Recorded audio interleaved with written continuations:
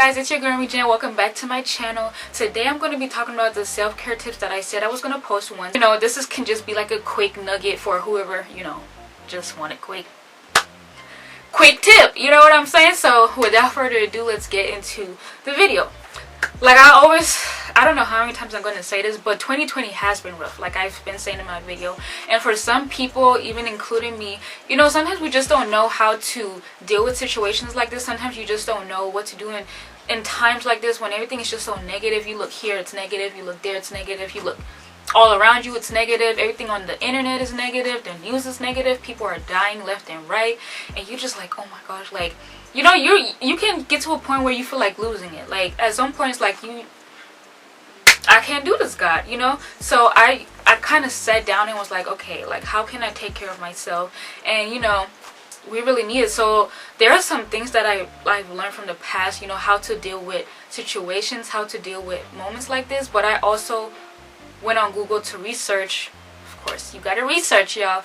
I went on Google to research and I found some things. And one thing that I came across is that we have to allow ourselves to feel certain things. So in times like this, you may feel sad, you may feel like you want to kill somebody, I mean, I'm just saying, some people really out there have this anger in them. You feel like you can do anything bad right now and you're not finding hope, you're not finding joy, it's just sad. And I learned that you have to allow yourself to feel those things you're feeling. Like, don't try to fight them off, don't try to push them away, don't try to drink alcohol so you don't feel it in the moment, because at the end of the day it's gonna come back. So you have to allow yourself to feel those things. The same way you have to sit down to realize your mistakes in life so you'll be able to change them, it's the same way you have to sit down with your feelings so you'll be able to work on it and know how to improve them towards the positive side.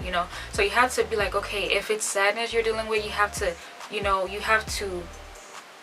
identify that sadness, and now you can see how to cure that sadness. But if you're not allowing yourself to feel anything and you're just trying to push everything aside, you might get to a point where you're like, oh my gosh, I just feel this, I just feel that, and you just push it away and then it comes back. And so you have to do that. Be patient with yourself. It's not only you who is going through these things. There are other people going through these things, but they might not talk about it, they might not say it. Like I always say, you're never alone. I always put myself in the front because the stuff that I talk about, mostly I go through them first, or I'm just sharing from my experience. So even I go through these things and had to learn, and I am still learning. Like I always say, I'm always still learning, and it really helps. It really helps. You just need time, be patient, and everything will work out.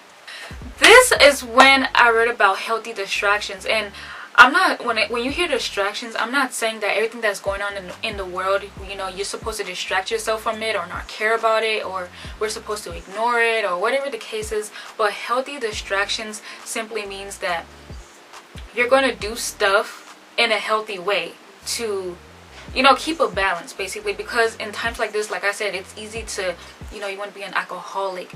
That's not going to take the pain away. It's just going to numb you temporarily, but when it's over and you're sober, you're still going to have to face those things. So the healthy distractions is basically dealing with those feelings that you have identified with, to go through it and not around it. I'm going to list a few of them on the screen so you guys can see. Most of these helped me, and I'm sure that it will help you too. And I'm not saying this is easy or anything, but it is doable. And some people might think it's a joke because like the weight of the world is just so much, and you just feel like this little thing is not going to heal me, this little thing is not going to help me, this little thing is not going to help me see the positivity in it all. But I'm telling you guys, it's the small things that matter. It don't always have to be big, it don't always have to be this. With that being said, let's get into the healthy distractions. For my first one, I got talk to a friend. Definitely, if you have a friend that you can trust, that isn't, that you can really trust, and they listen and they give you good advice, make sure you talk to a friend, because that would definitely help. When you have somebody there in your circle that you can talk to and be open with, it really helps you. Because if you bottle those stuff inside of you, at some point it's going to be so big and it's just going to explode, and you don't know what you're capable of doing. So if you have a friend, talk to that friend. The next one I have is relax in the bathtub and play some music. I mean, why not? Like, just relax. Just when you take the time to just sit back, relax in the warm water, got your little bubbles and the music, and I'm not even going to say that part, but for those of you who drink your champagne, your wine, whatever it is, just sit back and relax and just allow those feelings to just flow. Allow yourself to just get rid of it. Allow yourself to just be in that moment. Like, this is really what is going on. How can I face it? How can I change it? I bet you're gonna see a change.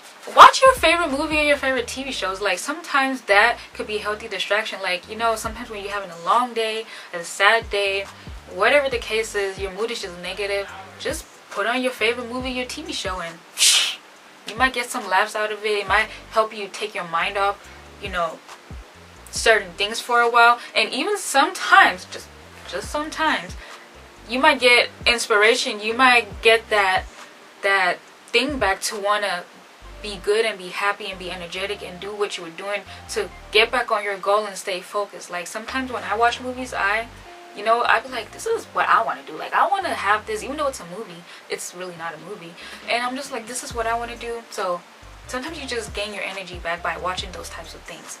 Go to the beach. I've only been to the beach like twice, and I love it. I love it. I love it. I love it. And I know it's a place of tranquility.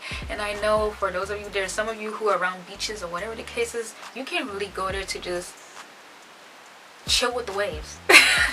It's absolutely peaceful for me. It's peaceful. I feel like that's a nice healing spot. That's a nice place to just let all your thoughts out and just, you know, just be by yourself and have that personal space. Go to the beach, y'all. Dance.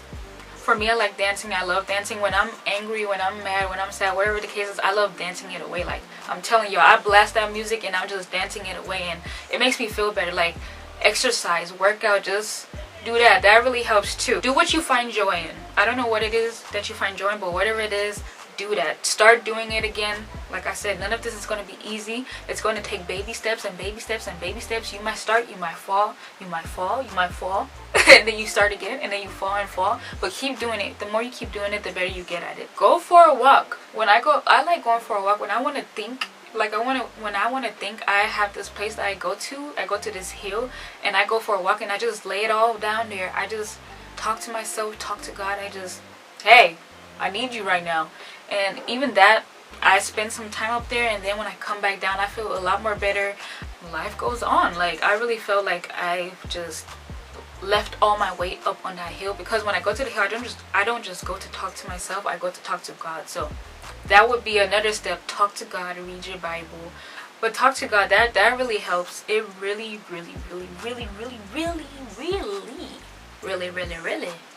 helped me. Talking to God really helps a lot. The last thing is really reflect on all the hard times you had in your life, and just think about where you're at right now.